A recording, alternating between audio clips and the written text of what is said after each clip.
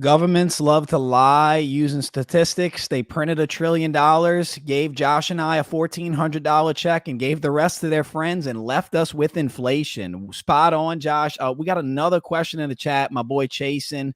We were actually talking about this earlier. Any thoughts on AVAX, Josh? I'll let you take this one and I'll chime in.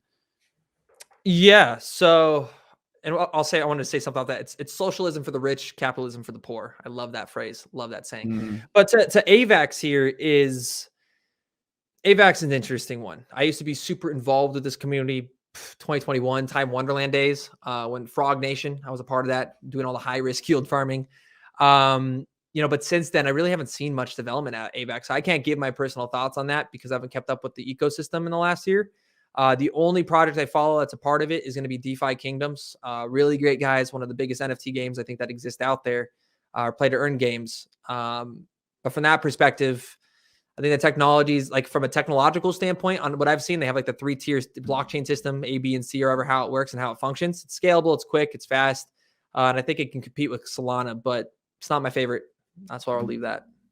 It's not my favorite. And again, guys, I'm not a programmer. I look at the macro. It's a layer one. When these big investors come in, they're going to be gobbling up these layer ones, especially ones in the top 50 coin market cap. And I like to see the problem and buy the solution. And the next narrative, I believe that the crypto industry is going to face is going to be the green narrative. So I think in the next bull run, they're going to really hammer down this green narrative. And so from what I hear, that AVAX prides itself on being one of these green blockchains. So that's kind of my thought process. I don't have a big bag of AVAX. I have no idea, guys. I don't think anybody really knows, but thanks for the question, Chase. And look, guys, if y'all got any more questions, content, anything, drop them in the chat, dude. We're just hanging out. But I want to get to something. I was watching one of your videos the other day, and this is kind of like mind blowing when you think about it. You said this, and correct me if I'm wrong. I think you said that semiconductors are going to be traded as commodities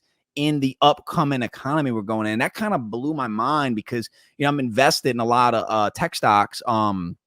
So did I say that correctly? Is that the way you're viewing semiconductors in that industry? Yeah, I still think we're probably anywhere from 3 to 4 years away from that. It's actually going to have the impact's going to come from the CHIPS Plan 4 Act, where we sucked out the semiconductors production in China and moving that towards Taiwan, Japan, South Korea, and the United States. But with the advancements in artificial intelligence and quantum specifically, the need for semiconductors is to become more transparent and it's needed over time. So again, I think that's like a 3-4 year cycle from here, but I do see that as a possibility for it breaking away from traditional markets because it's the most reliant need for all of our technology and systems that we use in an everyday. It's going to be oil. It's almost digital oil, right? You can't have any of your tools or products worked without it. And so from that sense, it's a very centralized industry. It's a very limited industry. And you'll see you see what happens when supply chains are disrupted with semiconductors already. They shoot up like crazy. These stocks, this was 2021, I think, when we had the supply chain issues because of COVID. So right after COVID. And I expect that to get worse with time, especially as we're now realizing that AI is advancing at an unprecedented rate. It's going parabolic. And so with the more need of data centers and all of the everything that's everything from your cars to your microwaves to your stoves, everything uses it now. Yeah, we're progressing towards that narrative.